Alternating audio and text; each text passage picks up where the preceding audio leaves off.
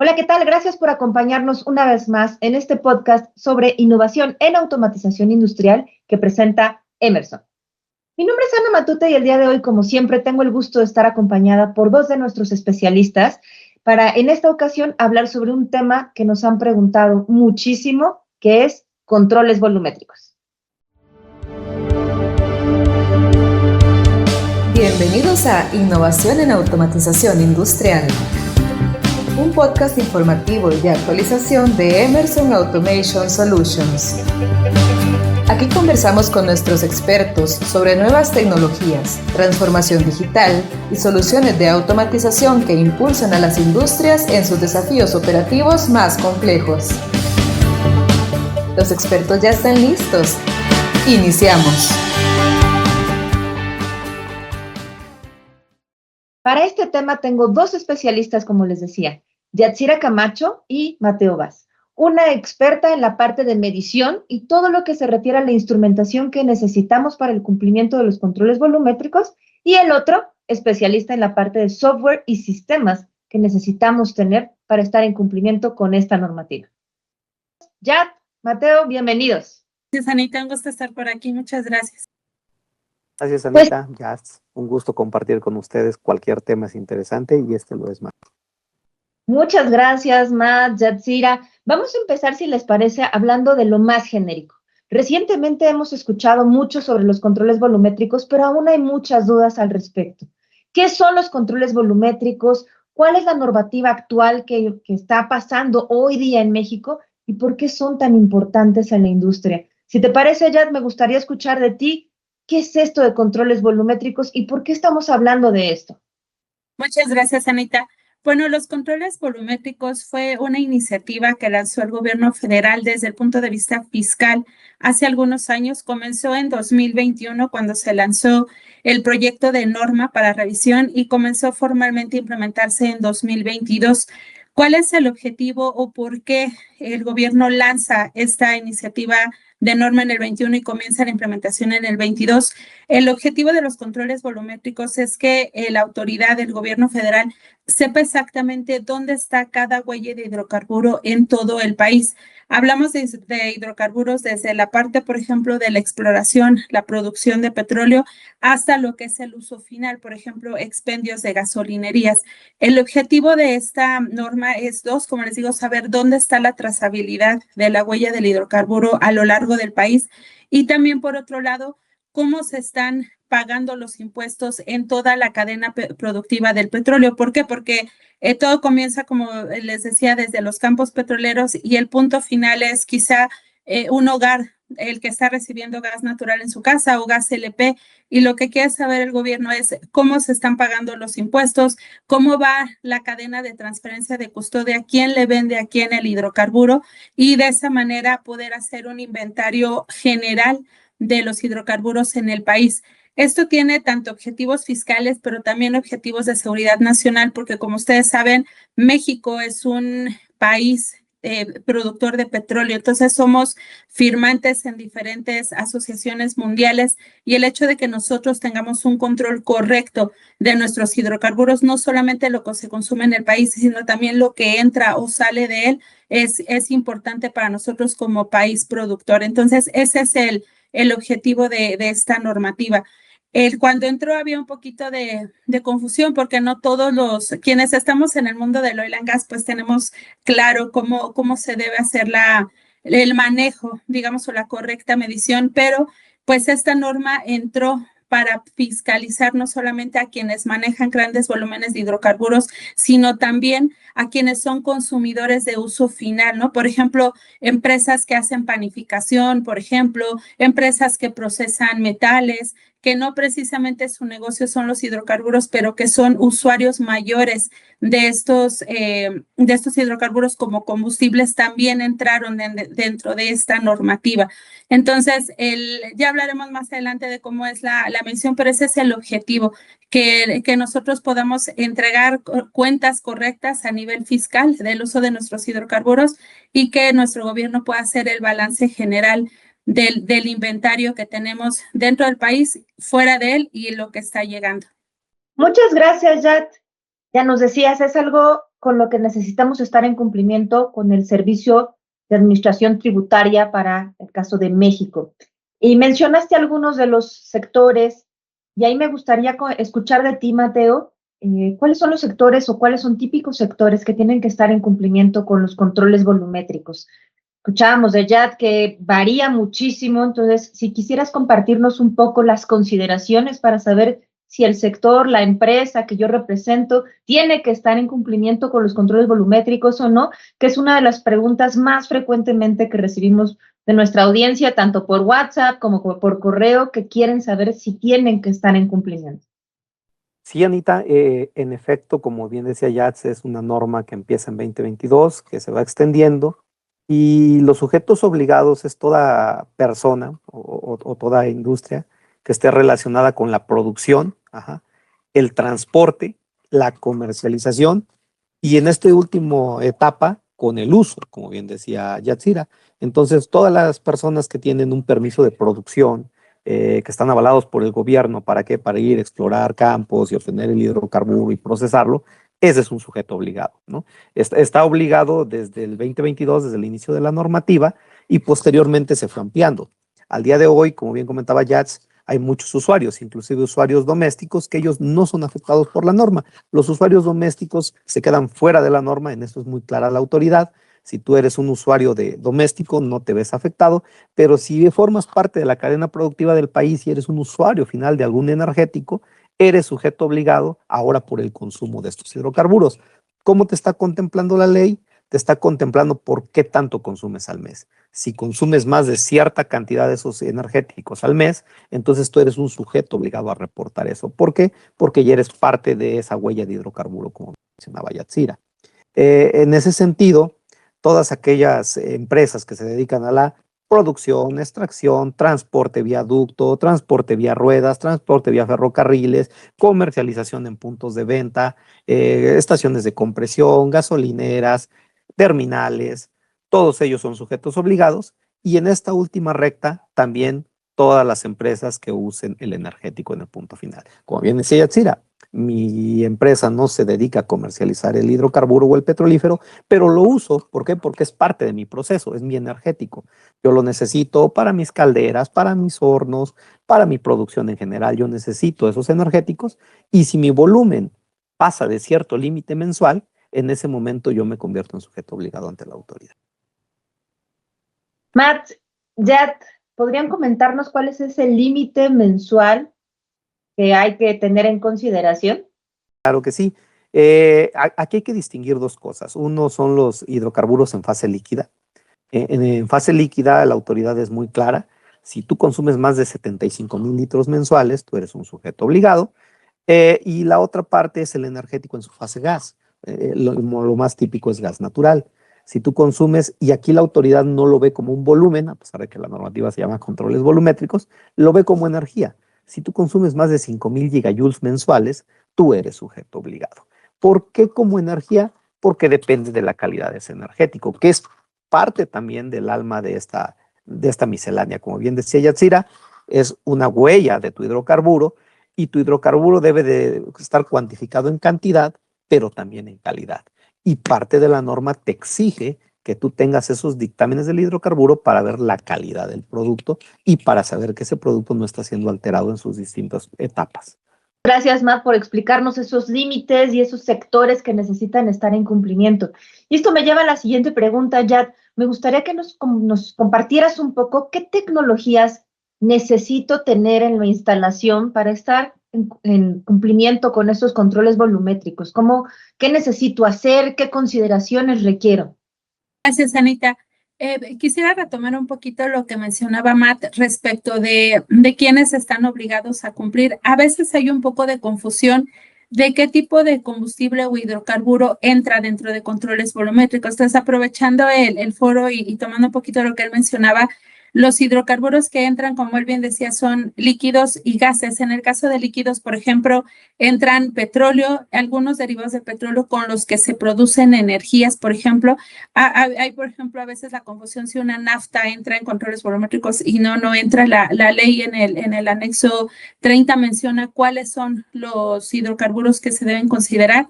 Y como él decía, gas natural y gas propano o gas LP. ¿Por qué menciono esto de primera?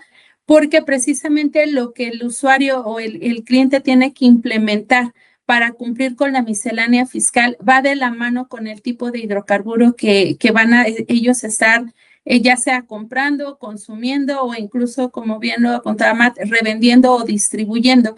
En el caso de lo que se requiere para cumplir la miscelánea fiscal, quiero mencionar que son 3 anexos los que vienen en la miscelánea fiscal de cada año, que de hecho ahorita se lanza una nueva a principios de enero del 2026, y ahí es donde la autoridad va precisando ciertos requerimientos que se tienen que cumplir.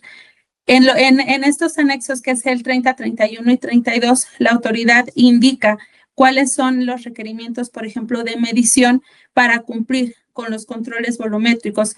Si quizá nuestra audiencia no está relacionada con temas, por ejemplo, de ingeniería, de medición de hidrocarburos, yo lo resumiría de esta manera. Lo que el usuario necesita comprobarle a la autoridad es cuánto producto, cuánto hidrocarburo está entrando a mi instalación. Eso se realiza a través de hacer una medición de flujo, una medición de presión, de temperatura, de acuerdo a lo que dictan las normas nacionales e internacionales para lo que es transferencia de custodia. El término de transferencia de custodia refiere a cuando yo, una entidad fiscal registrada como lo marca la ley ante el SAT, estoy recibiendo un hidrocarburo y este hidrocarburo está siendo vendido por alguna otra entidad fiscal. Esa transacción entre 2 entes fiscales se le llama transferencia de custodia, y ahí es donde debe haber una medición que cumple con ciertas normas. Como les digo, hay normas nacionales y normas internacionales que tiene que cumplirse para que la ley avale que esa medición o esa transacción se está haciendo de manera correcta y conforme lo marca la ley. Entonces, yo como usuario, si por ejemplo soy un usuario que no comercializo hidrocarburos, soy usuario final en grandes volúmenes del hidrocarburo, tengo que comprobarle a la autoridad que estoy haciendo la medición del hidrocarburo al momento de recibirlo. Ahora, ¿qué pasa, por ejemplo, con hidrocarburos líquidos? En el caso de hidrocarburos líquidos, muchos usuarios no solamente reciben el hidrocarburo, sino que también lo almacenan. Y ahí hay otra medición que pide la ley. La ley me pide que mida al recibir, pero que también le indique cuánto estoy almacenando. Ahí hay otro tipo de tecnologías, por ejemplo, como los sistemas de inventario, donde estoy midiendo el nivel, por ejemplo, de mis tanques, de mis esferas. Estoy haciendo compensaciones por presión, por temperatura y un balance normalizado, que es también lo que pide la norma, donde no nada más estoy midiendo una sola variable, sino que hago un cálculo de acuerdo a condiciones normalizadas, como se le llama, y es lo que yo le voy a entregar a la autoridad. Y digamos que esos son los 2 puntos principales: cuánto recibo, cuánto almaceno. Y hay un tercer punto que no está obligado por la ley, pero que sí es recomendable que los usuarios lo consideren, porque al final ellos también van a tener que hacer balance del uso del hidrocarburo dentro de sus instalaciones, y son las llamadas mediciones secundarias. ¿Eso qué quiere decir? Ya sé cuánto recibo, cuánto almaceno, pero falta saber cuánto estoy consumiendo para poder hacer el balance completo. Aunque la autoridad ya no nos obliga a tener esas mediciones secundarias, sí es recomendable que los usuarios las tengan, porque lo que sí le van a tener que comprobar a la autoridad es cómo está mi balance dentro de la planta, y para eso necesito las mediciones secundarias. ¿Cuáles son esas mediciones secundarias? Pues prácticamente instalo medidores, instrumentación en el punto de consumo de ese combustible, ¿no? Ya sea una caldera, ya sea, por ejemplo, algún quemador, un horno, por ejemplo. Entonces, un intercambiador de calor, ahí es donde yo termino de hacer como tal la medición de campo. Y hacia arriba, esos datos de campo se van a mandar hacia allá sistemas de software que van a hacer tanto la adquisición, el resguardo de información y la conversión de datos hacia lo que yo le entrego en este caso al SAT, que son los archivos JSON. De esa manera lo resumiría, Anita. Muchas gracias, Yat. Nos queda muy claro todo lo que requiero tener en cuanto a medición de campo, todos los instrumentos, las variables que necesito tener en consideración a nivel de los puntos en donde se está utilizando este hidrocarburo.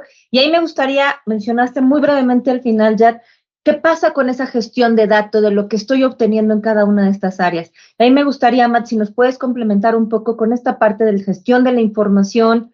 ¿Qué necesito tener y considerar en cuanto a sistemas y software se refiere? Sí, Anita, como bien comenta Yats, el anexo 30 es muy amplio técnicamente. Te dice que te recomienda cómo debes de implementar.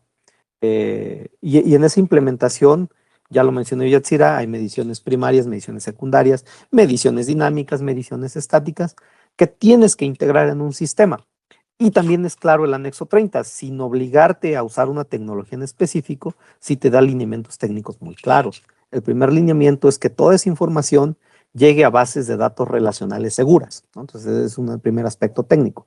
Tú necesitas un ente, que así lo denomina el anexo 30, denominado UCC, puede ser un tema de hardware o de software, donde llegue toda la información y tú la empieces a almacenar de manera segura, ¿no? También te indica muy claramente los anexos técnicos que debes de tener un montón de controles para evitar que esa información sea alterada.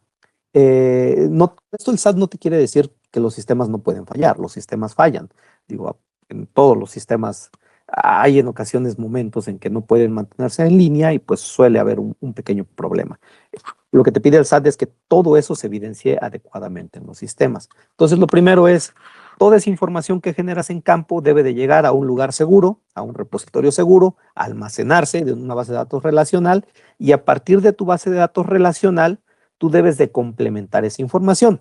¿Por qué razón? El tema de controles volumétricos no solo es las mediciones dinámicas que tú obtienes de tus medidores, es cómo eso se relaciona con los CFDIs o las facturas que amparan el buen uso de ese hidrocarburo. Entonces, es la combinación de ambas cosas. Yo ya tengo mis sistemas, están funcionando perfectamente, llevo una correcta gestión de la medición. Ok, ya tengo esa información de campo, ya tengo esa información de proceso. Ahora viene la información comercial, en dónde se evidencia el uso de ese producto, o dónde lo enajenaste, o dónde lo compraste, o a quién se lo estás vendiendo. Entonces, en tu base de datos relacional, tú debes de conjuntar ambos mundos, el mundo que viene de campo de los sistemas de medición con el mundo comercial de dónde se está moviendo ese hidrocarburo. Todo a este conjunto de software, la autoridad le llama el programa informático. Entonces, lo que te dice el SAT es, yo no te limito, la tecnología está ahí, tú puedes usarla. Si quieres usar servidores físicos, adelante. Consigue un buen proveedor que te dé los servidores físicos, tienes seguridad perimetral, tienes que tener acceso a esa información, bitácoras para ver quién accede a ellos, y posterior sobre eso, sobre ese parte de hardware, ponle el programa informático. Pon este programa que te permite a ti auditar todos los movimientos de volúmenes, de volúmenes de hidrocarburos, y que se evidencie claramente dónde se está moviendo el hidrocarburo. Ahora bien, como bien dije, el SAT no te dice los sistemas no deben fallar, lo que te dice es, si fallan, debes de tener todos los mecanismos para evidenciar la falla y para poder traquear esa falla y poder determinar cuál fue la causa raíz de esa falla. Y obviamente esto es un proceso continuo de mejora, es como un sistema de gestión de la calidad. Lo que el SAT te dice este año, te lo evalúa, y el siguiente año te vuelve a evaluar y te vuelve a buscar aspectos técnicos que no estés cumpliendo. Entonces es un sistema constante de mejora. Cada año van a detectar una vulnerabilidad probablemente, y con esto tú tienes que implementar algún control o tener algún upgrade en tu sistema y tener un soporte del fabricante para que ese sistema siempre se mantenga al día. Esos son los aspectos técnicos para la implementación de controles volumétricos post la fase de planta, ¿no? Después de que ya implementaste los sistemas físicos. Muchas gracias por la explicación, Mateo. Qué importante es tener claros como esos pasos para poder implementar los controles, porque además no me van a dejar mentir, en el tema de los controles volumétricos vemos que se involucran áreas que no necesariamente son las áreas que típicamente definen tecnología o son áreas técnicas o habituadas a hablar sobre puntos de medición o sistemas de control. De pronto estamos viendo gente que es del área de finanzas, por ejemplo, involucrada en el tema de controles volumétricos al ser un asunto relacionado con el SAT. Entonces, qué bueno que nos compartas un poquito estos pasos fundamentales que tengo que tener. Ya no sé si quieres ayudarnos a complementar y hacer un summary un poquito rápido para que la gente nos pueda entender más fácilmente. Ya vimos tecnologías y ahora paso 1, paso 2, ¿qué tengo que hacer? ¿Por dónde empiezo? Gracias, Anita. Mira, lo más importante para los usuarios es que digamos que aquí hay dos etapas del tema de la implementación. Una es que yo me adelanto a revisar si entro dentro de controles volumétricos antes de que el SAT me emplace. O sea, me llega un requerimiento del SAT para presentar el cumplimiento a controles volumétricos. Y la otra es esperar a que el SAT llegue, ¿no? Yo siempre les recomiendo a los usuarios que se adelanten. ¿Por qué? Porque cuando llega el requerimiento del SAT, que es a través de un oficio vía portal, ya el SAT ahí nos pone el tiempo que nos da de implementación. Y entonces, si yo soy un usuario que no conozco o antes no he tenido acercamiento con este tema de hidrocarburos, se llega a volver complicado y a veces estresante. Como bien lo dijiste, hay áreas que entran dentro de la implementación de esta miscelánea fiscal que no precisamente están relacionadas. Entonces, el primer paso sería para mí y mi recomendación es que se adelanten a revisar primeramente si entran dentro de controles volumétricos. Realmente a veces si no estoy relacionado a esto, llega a ser un poquito abrumador entenderle a los 3 anexos. Hablamos de 400 hojas donde entran supuestos, entran cualquier tipo de usuario. Entonces, lo ideal es que se puedan acercar a alguien que los pueda asesorar. Hay 2 tipos de asesores. Un asesor que entra todo el tema de la norma y del cumplimiento tanto de transferencia de custodia como normativo, como fiscal, o simplemente acercarse a un proveedor de tecnología como lo es Emerson, que le puede ayudar a revisar si necesitan entrar dentro de controles volumétricos. ¿Cómo lo voy a saber? Con el consumo que ellos tienen anual y mensual del hidrocarburo. Con eso nosotros le podemos indicar si su consumo entra dentro de lo que pide controles volumétricos. Esa sería la segunda. Ahora, ya que, por ejemplo, hay veces que los usuarios se acercan a nosotros y usan, por ejemplo, 2 o 3 tipos de hidrocarburos. Les pongo un ejemplo muy rápido. Reciben gas natural, pero también reciben diésel, por ejemplo. A veces solamente necesitan cumplir controles volumétricos con un solo hidrocarburo. ¿Por qué? Porque el otro a lo mejor lo tienen de backup o el consumo que tienen no rebasa el consumo mínimo que pide el SAT para entrar. Entonces, digamos que es parte de la asesoría que nosotros les podemos dar. Ya que sé que algún hidrocarburo o que mis hidrocarburos entran dentro de controles volumétricos, el segundo paso es definir qué infraestructura de medición y de software, ¿no? Lo que decía Matt, los servidores, etcétera, se requieren y hacer un dimensionamiento del proyecto. ¿Por qué? Porque cuando yo me acerque al SAT, lo que me va a pedir el SAT es precisamente dame tu proyecto de implementación. Y ese proyecto tiene que cumplir con lo que pide los 3 anexos, pero también con lo que pide la normativa de transferencia de custodia. Entonces ahí es donde se vuelve un poquito abrumador. ¿Por qué? Porque no solamente entran, por ejemplo, como tú lo decías, ¿no? Los financieros, también tiene que entrar el abogado de la empresa para hacer la redacción correcta del proyecto. Entran los ingenieros de mantenimiento, por ejemplo, que son los que van a trabajar con desarrolladores de tecnología como nosotros, por ejemplo, para definir qué equipos se deben poner en campo para hacer la medición correcta. Y también entra la parte de operación, porque los ingenieros de operación son los que saben cuál es el consumo final o el esquema operativo que tienen ellos para el uso del hidrocarburo. Entonces, esto es un trabajo en equipo y todo se conjunta en el proyecto que se le presenta al SAT. Ya que el SAT recibe ese proyecto, lo revisa, le hace una auditoría. Pueden también los usuarios contratar, por ejemplo, a una unidad verificadora de las que ya están, digamos, certificadas o aprobadas por la autoridad para que haga una revisión de su documento, porque tiene que ser un tercero completamente independiente el que revise su proyecto antes de presentarlo al SAT. El SAT va a revisar, va a dar un OK preliminar y va a decir, está bien, adelante con tu proyecto y empieza la implementación.